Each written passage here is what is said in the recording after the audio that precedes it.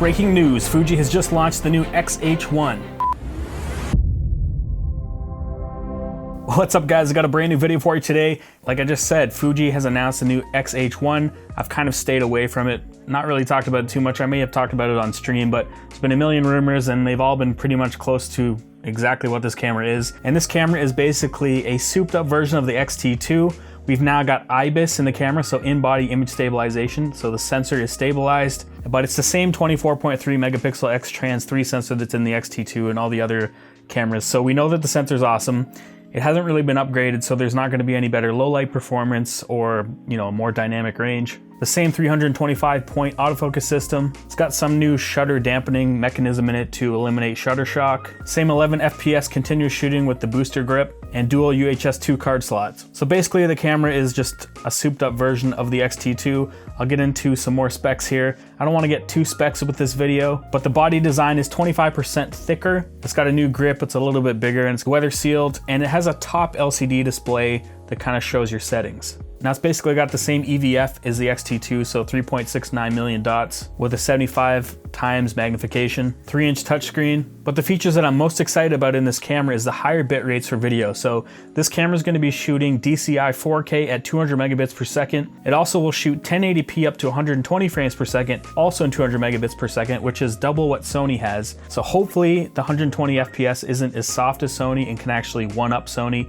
and be at least as good as the GH5. There's no 10-bit in this camera, but it does shoot 8-bit 422 on the output, so at least you have that better color space and grading. It also has internal F-Log, which on the X-T2 only runs through the HDMI output. And a nice feature they also added to this camera is that it has face detection in 4K. So in the X-T2 you actually don't get face detection autofocus in video in 4K. This camera also has one new film simulation called Eterna, and that's awesome because I've actually used the replication of that film simulation in Film Convert on Premiere. It's a plugin used for color grading, and I've actually used that film simulation a lot, so I'm excited to try that out. And obviously I mentioned IBIS, so we've got in-body image stabilization, so that'll be really nice for handheld video. I don't necessarily care about it, but it does help with rolling shutter and shaky footage when it's handheld. So I just talked about the things that I'm excited about. This camera is weird for me because I'm pretty stoked on the way the X-T2 has handled everything that I've thrown at it, minus my issues that I've had with it. The X-H1 is basically a souped up version of the X-T2, and maybe I'll start shooting more video with it. It's kind of a clunky system to shoot video with, I find personally, compared to other cameras. Maybe this will streamline it, and maybe I'll start shooting more video with Fuji. That said, I've been sitting on a fence whether I really want to buy this camera or not, but I think I am going to buy this camera. I'm going to pre-order it in the morning.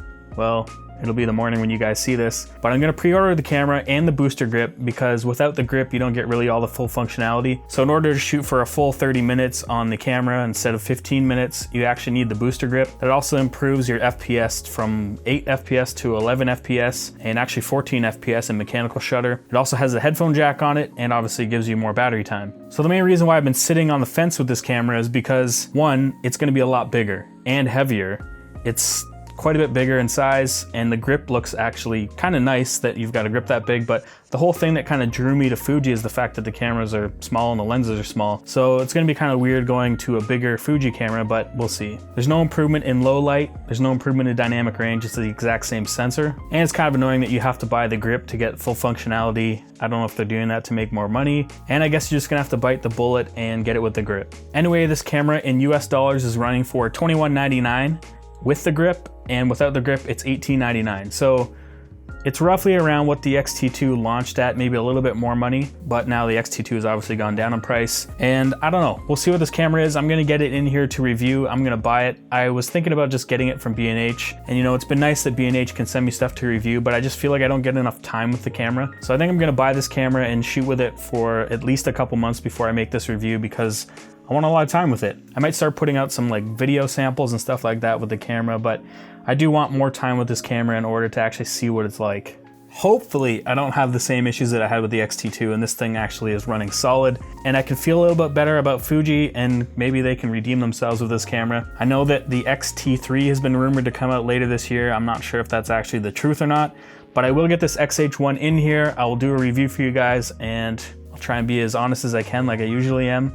And hopefully I can get stoked about shooting with Fuji again because the X-T2 has kind of put a sour taste in my mouth from all the problems I've had with it. Anyway, guys, if you want to buy this camera or pre-order it, I'll put links down below for Amazon and B&H. They also actually launched 2 new cinema lenses in the X mount. They've already been out for the E mount for Sony, so I have a feeling that's why they sort of launched it together with the X-H1. Anyway, guys, if you like this video, give it a thumbs up. If you dislike this video, give it a thumbs down twice. I'll see you in the next one.